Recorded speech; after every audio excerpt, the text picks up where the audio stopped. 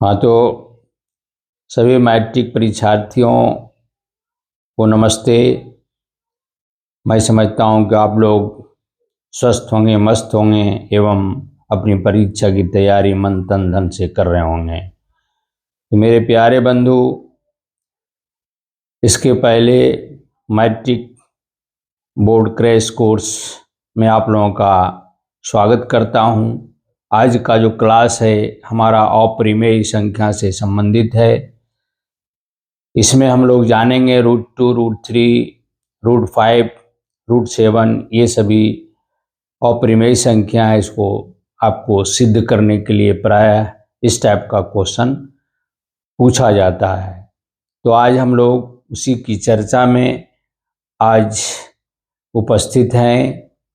तो मैं बता दूं कि पिछले कक्षा में आपने अपरिमेय संख्याओं से परिचय प्राप्त किया था और उनके बहुत सारे गुणों को जाना था।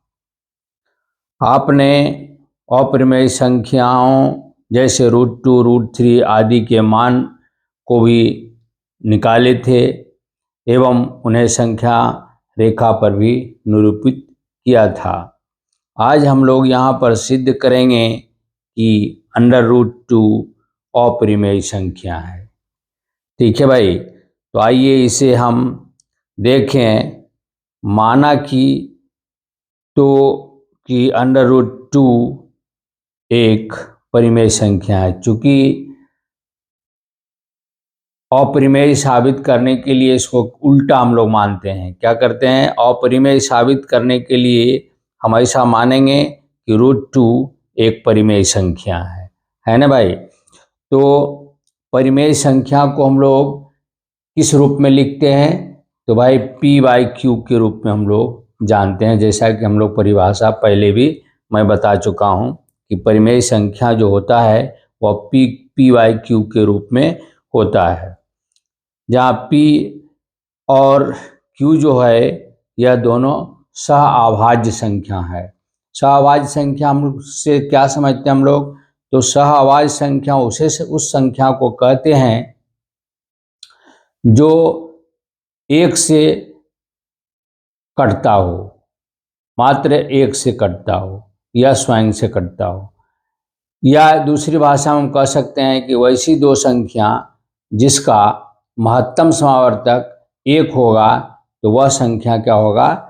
वह संख्या सहअभाज्य संख्या होगा। जैसे आप सपोज दैट 2/3 ले लीजिए या 3/5 ले लीजिए, तो आप देखेंगे इसका महत्तम समावर्तक कितना आएगा? तो 1 आएगा। तो ये सभी संख्याएं क्या होगा भाई? तो सहअभाज्य संख्या होगा। अब देखो, हमने √2 क्या माने हैं? √2 हम लोग माने हैं कि भाई ये परिमेय संख्या है ना। तो √2 को हम कैसे लिख सकते हैं? p/q के रूप में लिख सकते हैं ना। तो बिल्कुल लिख सकते हैं, क्योंकि परिमेय संख्या p/q के रूप में रहता है। ठीक है, जहाँ q is not equal to 0। अब हम क्या करेंगे? तो दोनों ओर वर्ग करेंगे, इधर भी वर्ग करेंगे और इधर भी वर्ग करेंगे।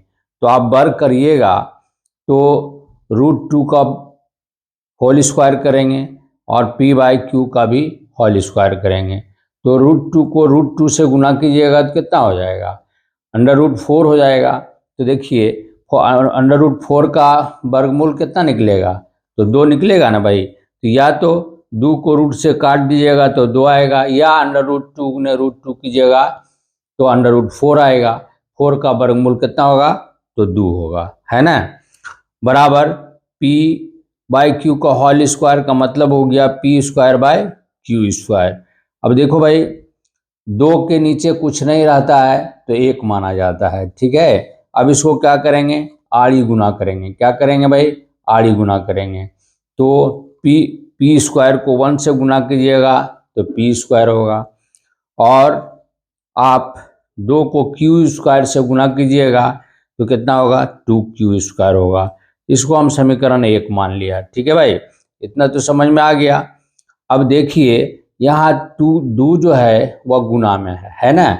ये 2 क्या है, गुना में है, तो इसको हम भाग में ले जाएंगे। इधर जब ले जाएंगे तो ये भाग में हो जाएगा, इसलिए 2 को हम इधर ले जा रहे हैं, तो पी स्क्वायर बाय 2 होगा कि नहीं होगा, बिल्कुल होगा, क्योंकि यहाँ गुना में था, यहाँ भाग में चला जाएगा, क्योंकि बराबर को उधर ले जा रहे हैं।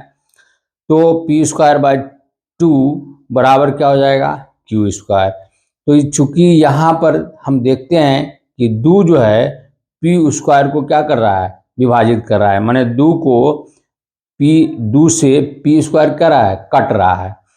तो स्वाभाविक है कि पी स्क्वायर जब कटेगा तो 2 से, तो पी भी कटेगा, ठीक है।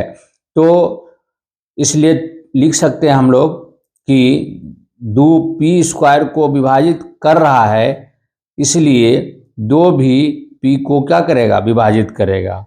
अब हम ये तो नहीं जानते हैं कि कितना बार में विभाजित हो रहा है, ऐसा तो हम नहीं जानते हैं कि 2 बार लग रहा है कि 4 बार लग रहा है, ऐसा तो नहीं जान रहे हैं। तो हम ऐसा मान लेते हैं कि n बार में ये कट रहा है। तो इसी प्रकार हम लिखेंगे, माना कि 2 p जो है p को n बार में विभाजित करेगा, तो हम ऐसा लिख रहे हैं। तो 2 को हम n बार में काटेंगे, ठीक है, 2 को क्या करेंगे, 2 से n बार में काटेंगे, तो p की जगह पर क्या हो जाएगा, n हो जाएगा। तो 2n बराबर क्या हो जाएगा, p लिखेंगे, चूंकि ये कट गया, तो 2n बराबर क्या हो जाएगा, p। अब भाई ये तो हम 2n बराबर कितना लिखा, हम p लिखा, ठीक है भाई। तो यहाँ पर अब हम लिख सकते हैं 2, यहाँ पर एक लाइन और लिखिए, 2 गुने n बराबर क्या लिखे हैं, p, ठीक है। अब इसको क्या करेंगे कि दोनों ओर क्या करेंगे, दोनों ओर वर्ग करने पर, इधर भी वर्ग कीजिए, इधर भी वर्ग कीजिए, तो 2 गुने n का होल स्क्वायर हो जाएगा बराबर p स्क्वायर हो जाएगा। यहाँ पर गुना कीजिएगा तो 2 दूनी 4 और n स्क्वायर हो जाएगा बराबर p स्क्वायर। चूंकि अब जो है p स्क्वायर का मान हम रखने पर किससे, समीकरण 1 से, समीकरण 1 बराबर आपका क्या मान निकला है, निकला है ना, पी स्क्वायर बराबर 2q स्क्वायर। पीछे आप देखिए, यहाँ पर आपका मान निकला हुआ है समीकरण 1 में, पी स्क्वायर बराबर 2q स्क्वायर निकला है ना। अब इस समीकरण 1 जो रखे हैं, इसी का मान हम क्या रखेंगे, इधर रखेंगे, ठीक है। तो भाई यहाँ पर अब लिखेंगे पी स्क्वायर का मान रखने पर, किससे भाई, तो समीकरण 1 से रखने पर। तो यहाँ पर चूंकि कितना हो जाएगा, 4n स्क्वायर, 4n स्क्वायर बराबर 2q स्क्वायर, यहाँ देखिए गुना में है, इसको हम इधर भाग में ले आएंगे तो 2 बार में कटेगा कि नहीं कटेगा। इधर अगर एक लाइन और बढ़ा सकते हैं हम, तो यहाँ पर अगर आपको समझ में नहीं आ रहा है, तो यहाँ देखिए गुना में है, तो इधर हम ले जाएंगे तो बटा 2 हो जाएगा, होगा ना। तो ये इससे हम क्या करेंगे, 2 बार काट जाएंगे, तो यहाँ पर लिखेंगे 2 गुने n स्क्वायर बराबर q स्क्वायर। n स्क्वायर बराबर क्या हो जाएगा भाई, तो ये यहाँ पर गुना में है तो यहाँ भाग में आ जाएगा, तो n स्क्वायर बराबर क्या होगा, q स्क्वायर बटे 2। चूंकि 2 q स्क्वायर को विभाजित कर रहा है, 2 क्या कर रहा है, q स्क्वायर को विभाजित कर रहा है, तो 2 q को भी विभाजित करेगा। चूंकि इस q स्क्वायर को विभाजित कर रहा है, 4, अगर q स्क्वायर बराबर 4 है तो 4 चौका 16, और 4 को भी हम विभाजित करेंगे, चूंकि तो हम ऐसा लिख सकते हैं कि q स्क्वायर को जब 2 विभाजित कर रहा है तो 2 भी q को विभाजित करेगा। तो यहाँ पर एक बात हमको समझ में, यहाँ पर आपको समझना चाहिए कि भाई यहाँ q, p और q 2 से क्या हो रहा है, विभाजित हो रहा है, p भी हो रहा है और q भी हो रहा है। तो अंडर रूट 2 परिमेय संख्या है, यह जो हमने मान्यता माना है कि अंडर रूट 2 एक परिमेय संख्या है, यह हमारा मानना क्या है, गलत है। यहाँ पर विरोधाभास हो रहा है। यहाँ क्या है, हमने क्या माना था, अंडर रूट 2 परिमेय संख्या है, पर यह क्या है, हमारा मानना क्या है, गलत है, क्योंकि p और q क्या है, सहअभाज्य है। सहअभाज्य मतलब उसको कहते हैं जिसका आपका महत्तम समावर्तक 1 होता है।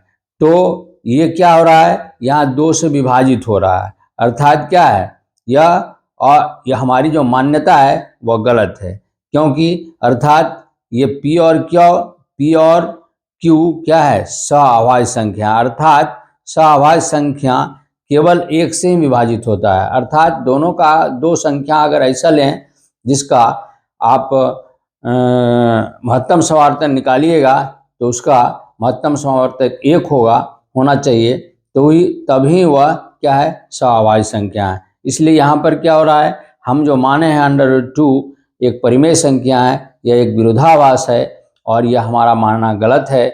अतः हम यह लिख सकते हैं कि √2 एक अपरिमेय संख्या है। तो ये साबित हो चुका। इसी प्रकार हम अगला जो क्लास होगा उसमें साबित करेंगे √3, √5 और √7। इस प्रकार का जो क्वेश्चन है उसको हम लोग साबित करेंगे और यह क्वेश्चन बराबर ये मैट्रिक में पूछा जाता है। तो मेरे दोस्त, मैं समझता हूँ कि आप लोगों को बिल्कुल समझ में आ गया होगा और इस तरह से हमारा जो क्लास होता है 9 मिनट 7 मिनट, और इस तरह से हम लोग पढ़ते हैं, कॉपी पर ही पढ़ते हैं, जिससे आपको इससे क्या होगा, सहूलियत होगा आपको कि लिखने में भी आप लिख सकते हैं और प्रैक्टिस कर सकते हैं। तो मैं समझता हूँ आप लोगों को समझ में आ गया होगा। इसी शब्दों के साथ आज का मैं क्लास समाप्त करता हूँ। फिर अगले क्लास में मिलेंगे, तब तक के लिए आपसे इजाज़त चाहता हूँ। जय हिंद, जय भारत, जय बिहार।